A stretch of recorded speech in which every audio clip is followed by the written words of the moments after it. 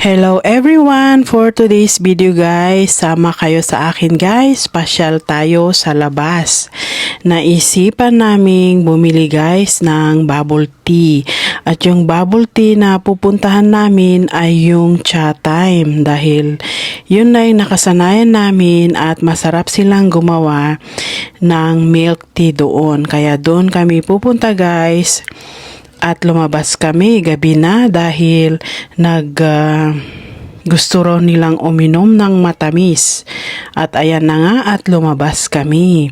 Yan guys, para na rin makapasyal at makita ang kapaligiran dahil maganda naman ang panahon tonight.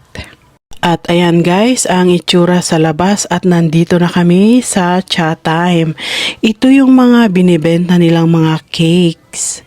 Ayan, tignan nyo naman ang gaganda ng mga kulay, mga flavor at iba't iba pa. Pero hindi kami bumili guys dahil sobrang mahal ang cake dito sa Cha Time. Dati bumili kami na yung cheesecake na yung nandun sa baba. Ang isa is 550 yata yun. Ngayon, hindi kami bibili guys dahil sobrang mahal. Pag gusto ko ng cake guys, mas maigi nang bumili sa grocery.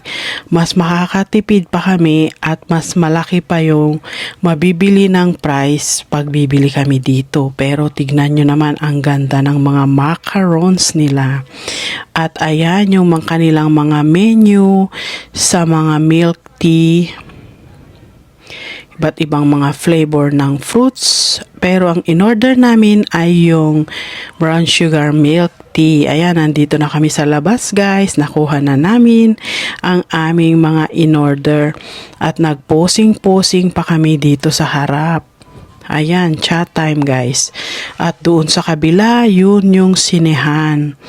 Yung Cineplex na pinupuntahan namin minsan. At ito na guys, ang aking in-order, yung brown sugar milk tea. Inom tayo guys. At pauwi na rin kami guys. Thank you so much for watching. See you on my next one. Thank you. Bye!